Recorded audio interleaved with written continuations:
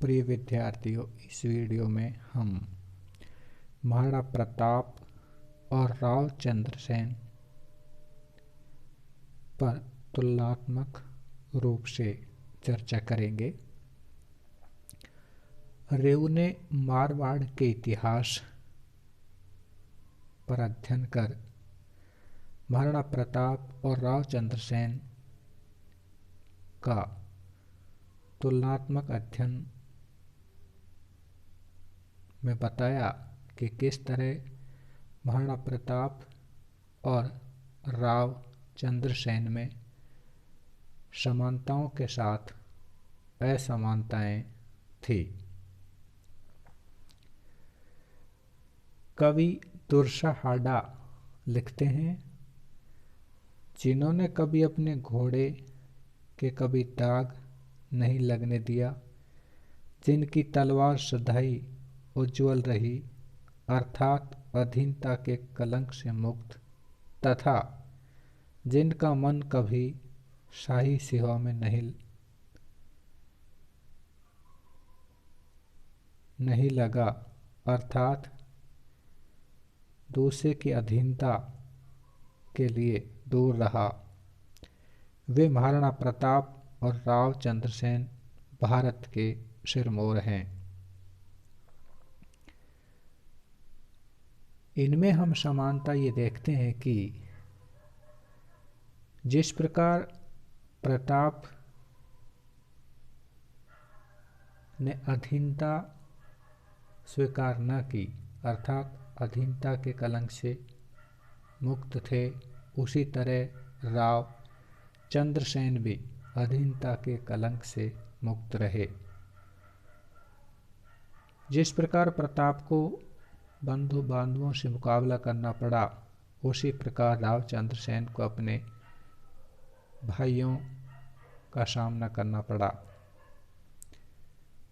जिस प्रकार महाराणा प्रताप पहाड़ों में रहे, उसी प्रकार से राव चंद्रसेन को भी अपना जीवन पहाड़ों में बिताना पड़ा। जिस प्रकार अकबर ने लाख कोशिश की, लेकिन महाराणा प्रताप ने अकबर की अधीनता स्वीकार नहीं की, उसी प्रकार राव चंद्रसेन ने भी अकबर की अधीनता स्वीकार नहीं की। महाराणा प्रताप भी अंत समय तक चित्तौड़ को प्राप्त नहीं कर सका, उसी तरह राव चंद्रसेन भी मारवाड़ को अंत समय तक प्राप्त न कर सका। महाराणा प्रताप ने अकबर को पत्र लिखा था जब महाराणा प्रताप कठिनाइयों में था, लेकिन एक स्वामी भक्त सेवक की वजह से वह पत्र अकबर के पास न पहुंच सका। उसी प्रकार राव चंद्रसेन भी अकबर के दरबार में, अर्थात नागौर दरबार में उपस्थित हुआ था। महाराणा प्रताप को हल्दी घाटी के युद्ध में, तो राव चंद्रसेन को भद्रा जून के युद्ध में हार का मुंह देखना पड़ा। महाराणा प्रताप के पास भी थोड़ी भूमि थी, उसी तरह राव चंद्रसेन के पास भी थोड़ी भूमि होते हुए भी वो केंद्र सत्ता से लड़े।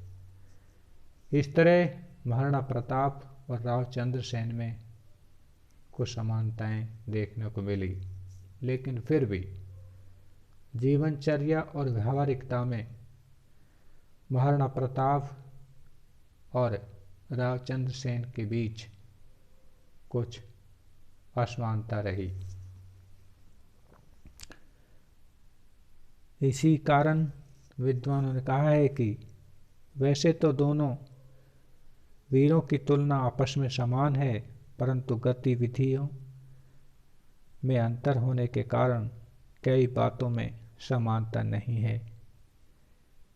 इनके जीवनचर्या और व्यवहारिकता में जो अंतर देखने को मिला वो ये था कि दोनों के राजनीतिक आदर्श भिन्न थे। 1570 ईस्वी में जहाँ रावचंद्र सेन अकबर से मित्रता के लिए मिला था, अर्थात उसके दरबार में उपस्थित हुआ, लेकिन महाराणा प्रताप कभी भी अकबर के दरबार में नहीं गए। रावचंद्र सेन ने अकबर से खुला युद्ध नहीं किया था, जबकि महाराणा प्रताप ने अकबर से खुला युद्ध किया था। प्रताप ने अपनी राजधानी को व्यवस्थित बनाए रखा और पहाड़ों में रहते हुए भी जनसमूह की तरफ ध्यान दिया, जबकि रावचंद्र सेन ने जनसमूह की ओर कोई ध्यान नहीं दिया और कई जगहों पर उसने मारवाड़ के महाजनों को ही लूटा।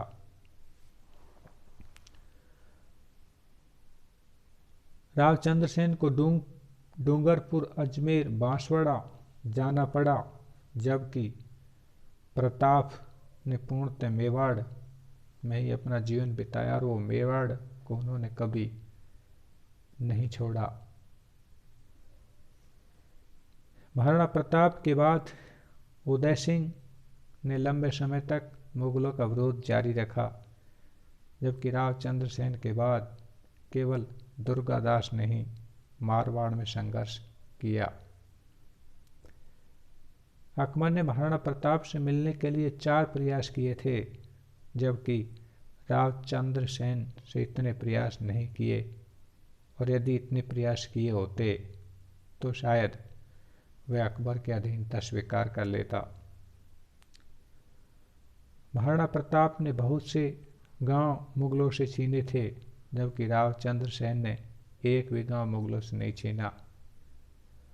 महाराणा प्रताप पूर्ण रूप से सफल विजेता था, जबकि रावचंद्र सेन सेना नायक, वो भी एक पराजित सेना नायक।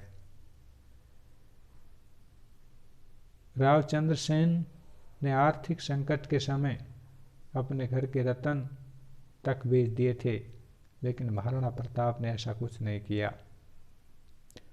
रावचंद्र सेन को किसी से सहायता नहीं मिली, जबकि महाराणा प्रताप को भील व भामाशाहों से हर प्रकार की सहायता मिली थी।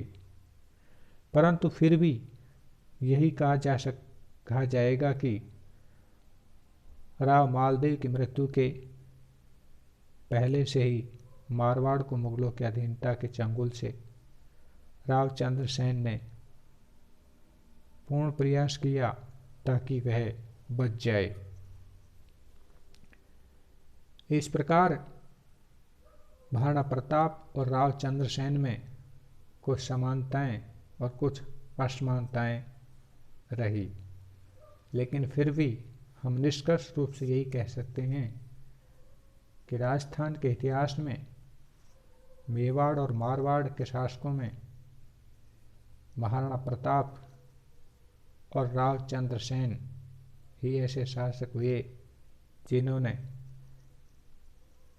मुगलों के विरुद्ध, और वह भी एक केंद्रीय शक्ति जिस समय भारत में अपना वर्चस्व स्थापित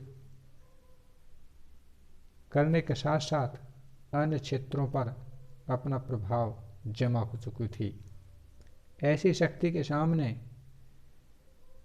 मेवाड़ में महाराणा प्रताप और मारवाड़ में रावचंद्र सेन ने उस शक्ति का सामना किया और अपने आप को परतंत्रता से मुक्त रखने का भरसक प्रयास किया, और वे हमेशा परतंत्रता से मुक्त ही रहे, अर्थात उन्होंने स्वाधीनता पूर्ण अपना जीवन जिया और अन्य राजपूतों की तरह अपने को पराधीन न रखा। महाराणा प्रताप से पूर्व रावचंद्र सेन को ले सकते हैं। रावचंद्र सेन महाराणा प्रताप के लिए एक अगवा था।